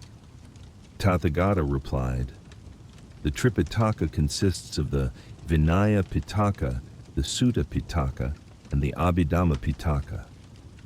The Vinaya Pitaka speaks of the precepts, the rules of heaven and earth. The Sutta Pitaka records the teachings of the Buddhas, illuminating the path. The Abhidhamma Pitaka provides deep interpretation and analysis of the Dharma, capable of saving even ghosts and spirits. In total, it comprises 15,144 scrolls, truly the righteous path to enlightenment. But I fear that the people of the Eastern land are ignorant, their minds still clouded, and they will disparage the Buddha's teachings, not understanding the subtlety of the true scriptures. Therefore, there must be a person of perfect virtue and talent who does not fear hardship, to personally come here to receive the scriptures and bring them back to spread. This merit will be as great as Mount Sumeru. Among all of you here, who is willing to undertake this mission? The entire Layan temple fell silent. The road to the eastern land was tens of thousands of miles long, beset by demons and fraught with peril. At that moment, from the ranks of the bodhisattvas, a figure stepped forward, clad in a white robe, holding a pure vase, her face radiating infinite compassion. It was the bodhisattva Guanyin. She bowed her head and declared, "Venerable one, although I am untalented, I am willing to go to the eastern land to find a person with sufficient faith and virtue to undertake the journey for the scriptures." The Buddha looked at Guanyin, his gentle face glowing with satisfaction. A great mission was about to be entrusted. A legendary journey was about to begin.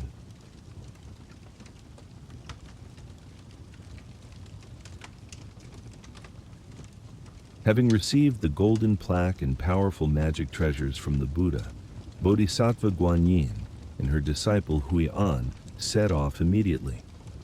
They left the solemn Pure Land and headed east, where the mortal world was mired in suffering.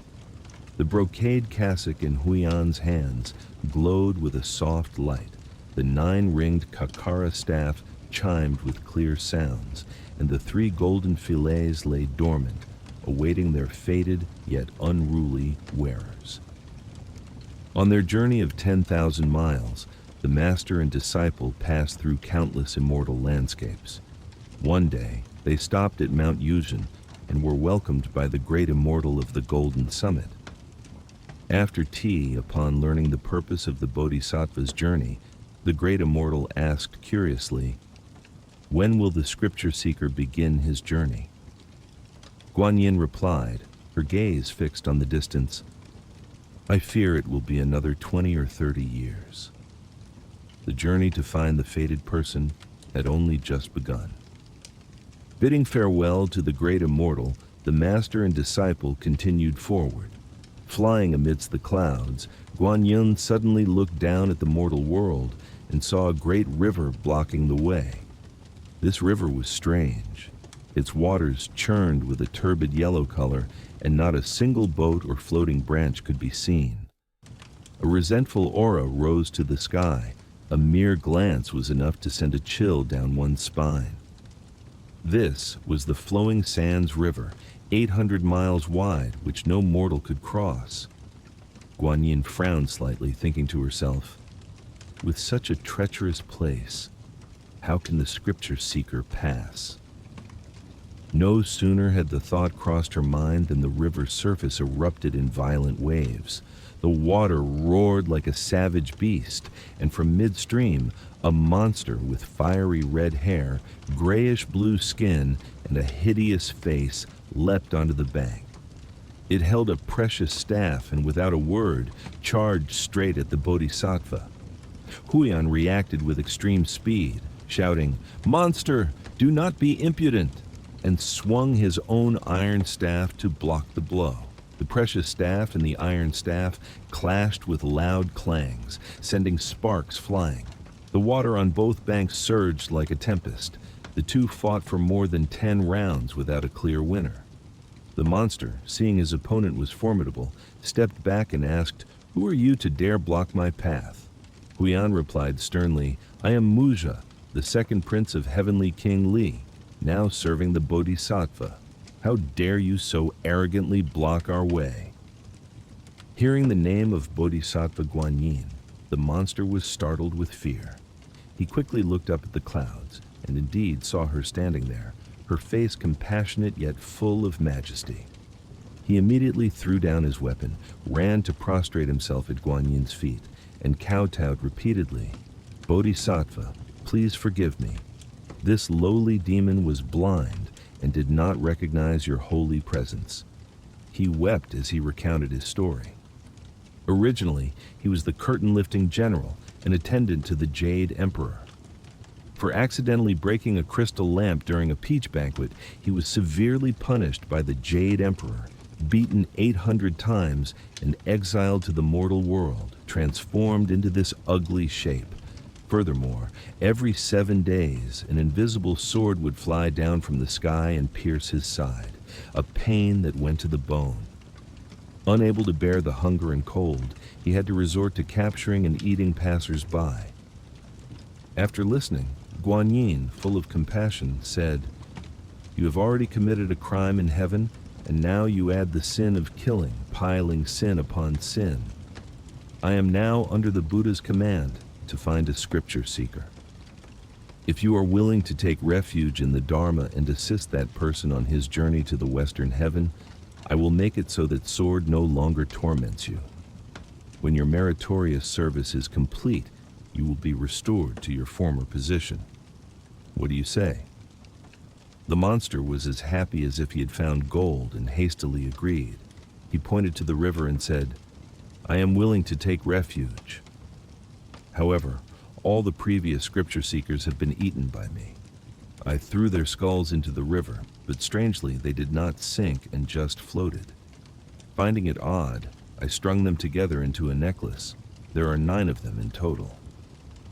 Guanyin nodded and instructed, "Then you shall keep those 9 skulls carefully. When the scripture seeker arrives later, they will be needed." With that, the Bodhisattva performed the refuge ceremony and tonsured the monster.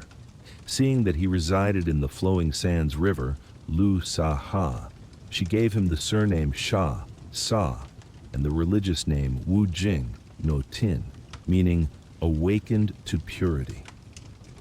From then on, Sha Wu Jing cultivated himself, living on fruits and flowers, and waited wholeheartedly for his fated master. The master and disciple Guanyin continued on their journey. Not long after, they came to a rugged mountainous region shrouded in demonic energy. Suddenly, a foul wind blew, and a monster with the head of a pig and the body of a man, carrying a 9-toothed rake, charged out of the forest. Once again, Musa had to step in. The two fought fiercely at the foot of the mountain, causing trees to sway and the ground to tremble. Seeing their endless struggle, Guanyin gently released a lotus blossom from the sky. The blossom fell right between the two, creating an invisible barrier that neither could cross. The pig-headed monster was astonished and looked up, asking, "What monk from which direction possesses such strange magic?" When he learned that the one standing on the cloud was Bodhisattva Guanyin from the South Sea, he quickly threw down his rake and kowtowed, begging for forgiveness. He confessed that he was originally Marshal Tianpeng, Commander-in-Chief of the Heavenly River Navy. For getting drunk and making flirtatious remarks to the goddess Chang'e, he was exiled by the Jade Emperor to the mortal world, but was mistakenly reincarnated into a pig's womb, resulting in his current hideous form. Driven into a corner, he had to occupy Mount Fuling and eat people to survive.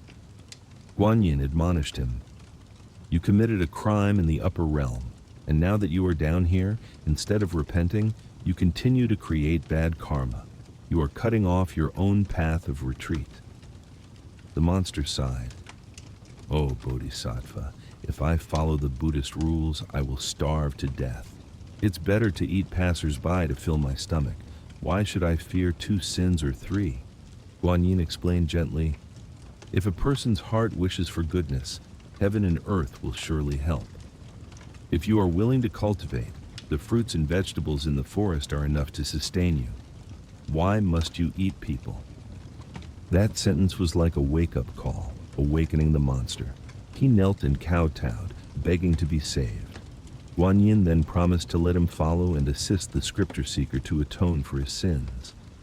She also performed the refuge ceremony, giving him the surname Zhu, true, and the religious name Wuneng, Ngo Nang, meaning awakened to his own abilities. She instructed him to become a vegetarian, keep the precepts, and wait there for his master to pass by. The first two disciples were now destined, two fallen souls awaiting the chance to redeem their mistakes. But on this journey, there was still a towering mountain where a beacon of light and a resentful aura suppressed for 500 years awaited release. Who was that being?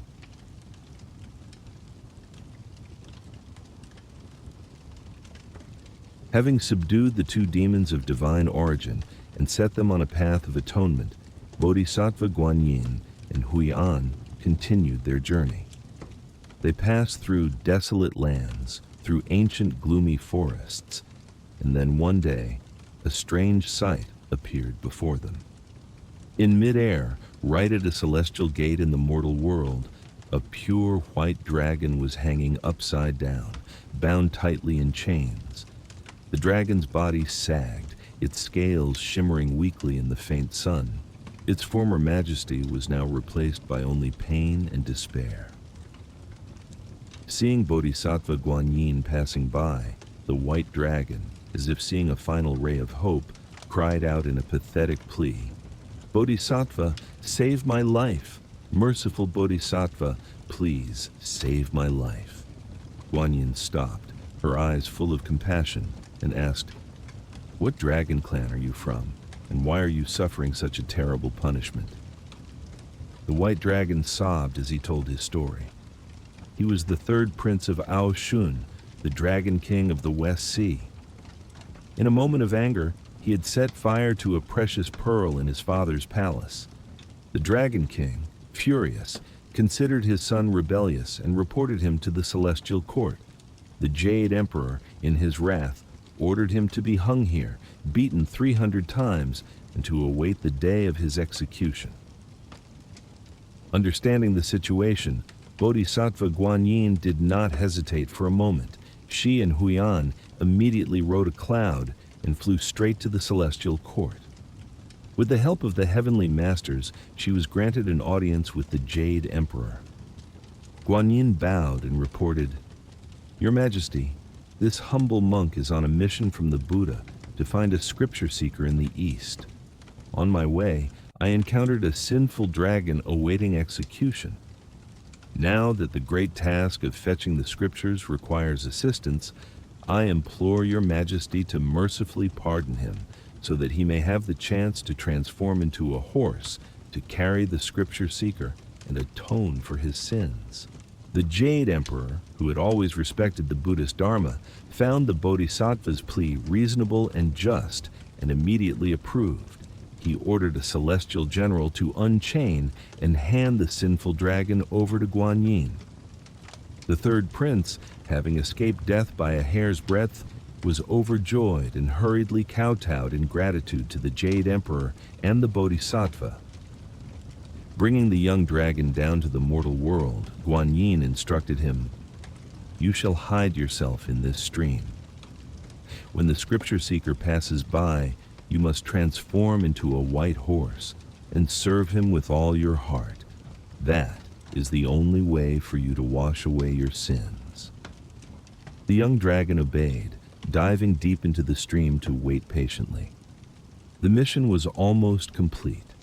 The master and disciple Guanyin continued on, and before long, they sensed an incredibly powerful aura ahead. There stood 5 towering mountains linked together like 5 fingers. A brilliant halo of 10,000 zhang radiated from the mountain peak, but hidden deep within was a current of resentment and defiance that had been suppressed for centuries. This was the 5 Elements Mountain. As they drew closer, they saw on the highest peak a yellow Buddhist paper talisman on which were inscribed 6 glittering mantra characters: Om, Ma, Ni, Pad, Mi, Hum. It was this very talisman that had suppressed a heaven-shaking power for the past 500 years. Looking at the majestic yet desolate mountain scenery, Guanyin couldn't help but feel a pang of sympathy, and she softly recited, "Pity for a soul of great renown, who in years past relied on arrogant might. By Five Elements Mountain, this body is pinned down. Who knows when this disaster will take flight? As soon as the verse ended, a hoarse voice suddenly echoed from the foot of the mountain, full of indignation, but also tinged with loneliness. Who is up there, daring to pity me, old Sun? Hearing the voice, Guanyin and Huiyan descended. The mountain gods and earth deities guarding the place hurried out to greet them, then led the bodhisattva to the front of the imprisoned one. In a mountain crevice, a scene both tragic and heroic appeared. The entire body of the great sage, equal to heaven, was pinned down by the mountain, with only his stone head, his hands, and his shoulders exposed. That head was still held high. The pair of fiery, golden-pupiled eyes still blazed, but he could not move at all. The bodhisattva asked gently, "Sun Wukong, do you recognize me?" The great sage's eyes widened as he looked closely. Then he nodded, his voice louder. "How could I not? You are the bodhisattva Guanyin, the savioress from suffering and distress from Mount Putuo in the South Sea. Thank you, bodhisattva, for visiting. I have been lying here, where a day feels like a year, with no one to even glance my way." Guanyin said, "I am on a mission from the Buddha to find a scripture seeker, and as I was passing by, I decided to visit you." Hearing this, the great sage felt as if he had clutched a lifeline and pleaded urgently, "The Buddha tricked me and has pinned me under this mountain for nearly 500 years. I can't move a muscle. Merciful bodhisattva, please save old Sun." Guanyin replied, "Your sins fill the heavens. If I release you, I fear that with your rebellious nature, you will only cause more trouble." The great sage hastily replied, "I have learned to repent. I have thought a great deal over the past 500 years. I beg the bodhisattva to show me a path of cultivation." Hearing the words, "path of cultivation," Bodhisattva Guanyin was overjoyed. This was the moment she had been waiting for. She said, "Since you have the heart for goodness, heaven and earth will not fail you. If you truly repent, then wait here. A great monk from the east will pass by here on his way to the western heaven to fetch the scriptures. You shall take him as your master and assist him in overcoming all calamities. When your service is complete, you too will achieve enlightenment." The great sage, equal to heaven, was so happy he began to cry, repeatedly saying, "I am willing, I am willing." Seeing his sincerity, Guanyin added, "Since you are determined to cultivate, I will give you a religious name. But you already have the name Wukong, which happens to share the character Wu with the two others I have recruited before you. This is truly ordained by fate. You are all fellow disciples." 3 powerful disciples were now ready. A water monster, a heavenly general, and the great sage equal to heaven, all waiting for a single mortal.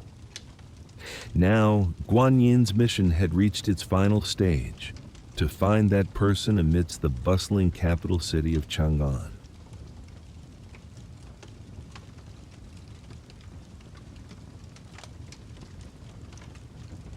Leaving the Five Elements Mountain, where the great sage equal to heaven was anxiously counting the days until his freedom, Bodhisattva Guanyin and Muja headed straight for the east. Their journey had now entered its final phase. They had passed through rivers of death, through mountains of demons, and had met fallen souls longing for redemption. Now, before them was not a sky full of demonic energy or brilliant immortal light, but the smoke from mortal kitchens, the chatter of human voices, the prosperity of an empire in its golden age, the Great Tang. The capital city of Chang'an appeared like a giant slumbering dragon. The wide streets were like a chessboard, with carriages and horses flowing like water and brocade robes as dense as trees. The taverns, tea houses, and shops stood side by side, all exuding an air of prosperity. But to carry out their mission in such a worldly place, The Bodhisattva and Muja could not appear in their true forms. Just before the city gate, Bodhisattva Guanyin softly chanted a spell. The holy aura around her and Muja immediately retracted. Her spotless white robe transformed into a tattered, worn-out cassock, frayed at the shoulders and covered in dust. Her compassionate, holy face also became haggard and austere. In an instant, the majestic Bodhisattva and the powerful celestial general had transformed into two mendicant monks, thin and sickly, looking unremarkable amidst the bustling crowd. With this ordinary appearance, they easily blended into the crowd, passing through the city gate without anyone noticing. It was late afternoon, and the sunset cast a warm, golden hue on the curved roof tiles. The two monks found their way to a small temple in a corner of the city. It was the temple of the local earth god. As they stepped inside, the earth god, who had been dozing, was startled awake, his whole body trembling. The Bodhisattva's spiritual light, though carefully concealed, could not escape the notice of the deities governing the area. The earth god was frightened out of his wits, hastily appearing in his true form and prostrating himself on the ground, stammering, "This lowly god was blind and did not know of the Bodhisattva's arrival. I beg for your forgiveness." He hurried off to inform the city god and the other deities in the city. Soon, all had gathered at the small temple, trembling as they paid their respects to Guanyin. The Bodhisattva spoke gently, "There is no need for such ceremony. I am here on the Buddha's orders to find a scripture seeker and need a temporary place to stay. You must absolutely not reveal my presence." The deities obediently complied and dispersed in silence. The earth god respectfully offered his temple to the two esteemed guests, while he himself moved to the city god's pavilion to stay temporarily. From that day on, the people of Chang'an often saw two poor monks with unattractive appearances wandering through every street and alley. They did not beg for food, nor did they preach the scriptures. They just walked silently, observing silently. They walked through the noisy markets where people fought over every last coin. They passed by magnificent mansions where officials were lost in wine and women. They also visited large monasteries, witnessing monks chanting sutras while their hearts were full of calculation. They were not looking for a mighty general or a high-ranking official. They were searching for something else, something more precious and rare than gold or jewels. They were searching for a pure soul, a heart untainted by worldly dust, an iron faith that could overcome 10,000 miles of demons, and a boundless compassion sufficient to enlighten all beings. It had to be a person with enough faith, enough virtue, and enough perseverance to shoulder the great responsibility of connecting the two worlds of East and West. Day after day passed, and the two monks continued their silent search. They listened to the heart of an entire capital city, sifting through every human thought of greed, anger, and ignorance to find a hidden gem. Among the millions of souls in the city of Chang'an, who would be the one to carry the mission of revitalizing the Buddhist Dharma? Where was this fated high monk? What was he doing? And did he know that the fate of the three realms was waiting for his footsteps? The search for the holy man in the mortal world had officially begun,